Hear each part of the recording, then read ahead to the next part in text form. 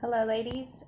As I am recording this, it is Saturday, October 31st, and we have just received new guidelines and directives regarding new restrictions in Germany, in the state of Hessen, and consequently, those of us who are here associated with the military establishment.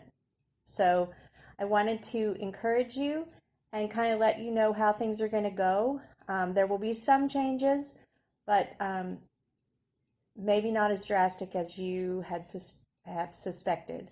So we are still going to be allowed to meet in person in our small group Bible studies because this is a religious gathering and not a social gathering.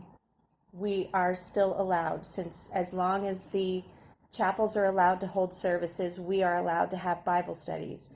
There will be some changes though, in that if you have been in a Bible study where you've been meeting in someone's home, that will now change, and we are looking to move you into space at the chapel for your classes. So be looking for communications from your facilitator.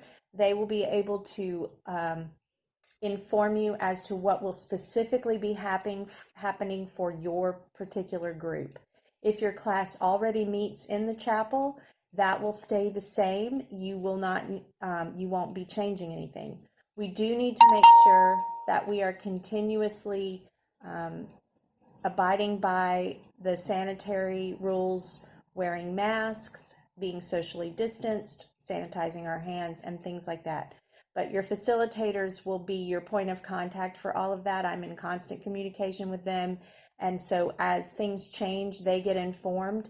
And it's been a little bit of a headache because we may get one piece of information one day and the next day it's different or it goes back. So just be patient with us as we are trying to be patient with those who are having to make these difficult decisions that are above us. So be aware of that.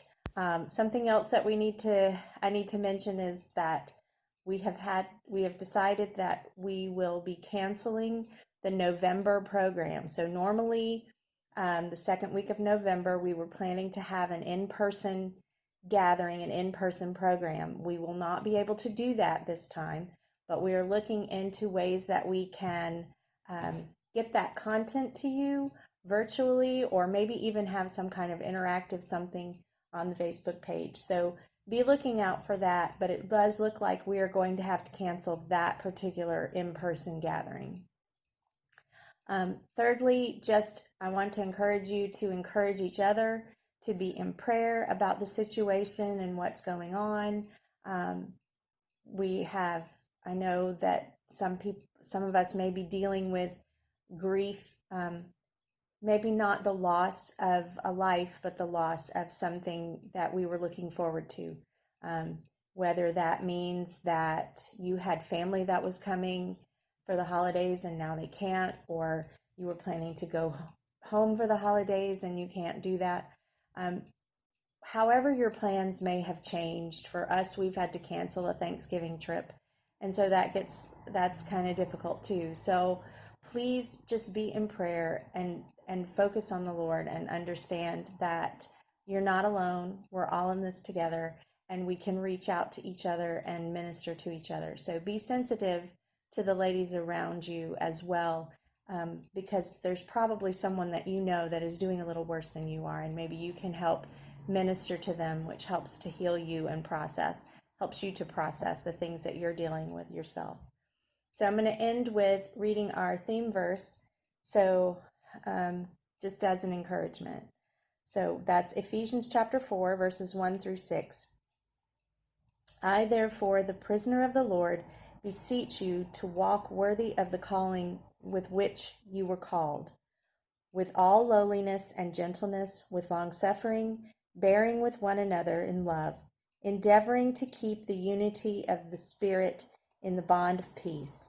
There is one body and one Spirit, just as you were called in one hope of your calling, one Lord, one faith, one baptism, one God and Father of all, who is above all and through all and in you all. So look out for each other, pray for each other, and pray for the leaders that are making these decisions. They're very difficult decisions that we have to make, and pray for healing for those who are suffering with the coronavirus. So just want to encourage you and send you a little message to let you know that we are still rolling. It's just going to look a little different. So I hope that you have a wonderful week and are encouraged in the Lord.